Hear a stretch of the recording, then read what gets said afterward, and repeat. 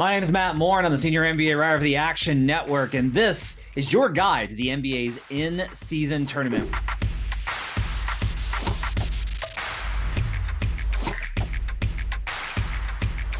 We're going to answer some of the biggest questions that you've got and trying to understand just what is the in-season tournament and the NBA Cup coming this season to the NBA. First question, what is the NBA in-season tournament? The NBA in-season tournament is a mid-season event in December that uses in-season group games to decide 8 qualifying teams. Those teams then play single elimination knockout games, first in the higher seeds home market, and then for the semifinals and finals, a neutral site tournament for the remaining 4 teams in Las Vegas. Now, there's a lot in what I just said, so let's try and break this down from the championship backwards. One team is going to come home with the NBA Cup. It's going to be the winner of the in-season tournament. That'll be decided by 8 teams in a single elimination bracket, 4 teams in the West, 4 teams in the East. The winner receives a cash prize and the honor of winning the NBA Cup, which, sure, you can bet right now on which teams will win the Cup, with the odds reflecting the title odds in most books, albeit at longer odds. The Nuggets, for example, are plus 475 to win the title, and at the same book are plus 950 to win the Cup. Next question.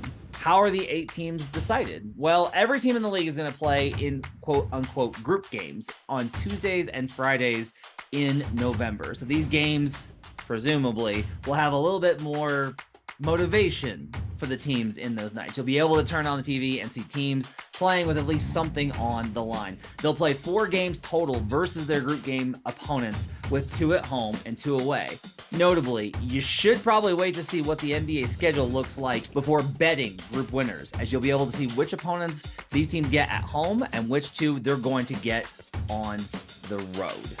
The best record in those games wins the group. Point differential in group play is the next tiebreaker, with subsequent tiebreakers as needed until they get the 8 teams required. Group play will generate 6 of the 8 teams.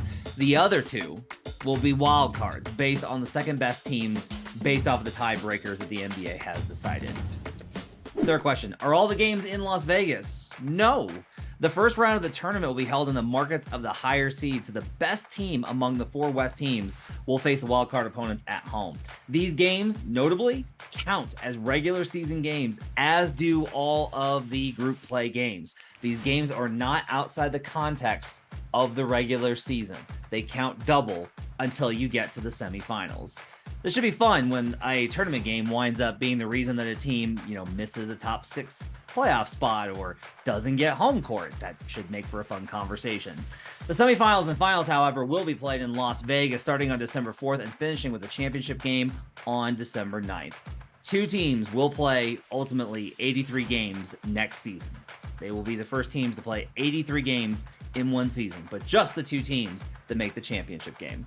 Next question. What's the motivation for teams to win? Money. Pretty easy way to motivate professional athletes is cash. Each player on the winning team gets a $500,000, $500,000 to each player. That's not going to mean much if you're a superstar, if you're Giannis Antetokounmpo or Nikola Jokic or Kevin Durant.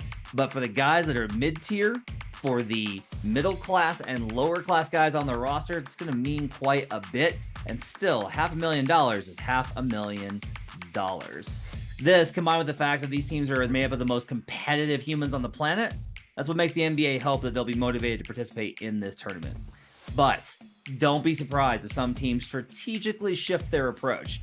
We don't know for sure how teams are going to handle this, but it's going to be a little bit of a wait-and-see approach for everyone. There's a little bit of skepticism from both fans, media, and honestly some comments from the players about how high the motivation is going to be. I would say, however, that a lot of times the biggest thing that motivates players, not letting the other guy win. Next question. How do I bet this? All right, so the first trick is to find a team that you think will operate exceptionally well in a one-off environment.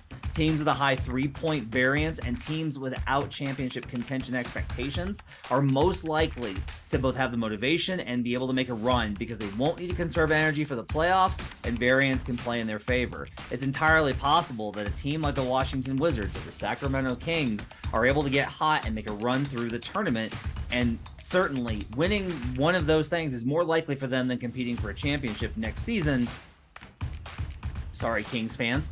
But still, opportunities abound for people to be able to find ways to bet teams that maybe you wouldn't normally look at in the championship long-run playoff picture.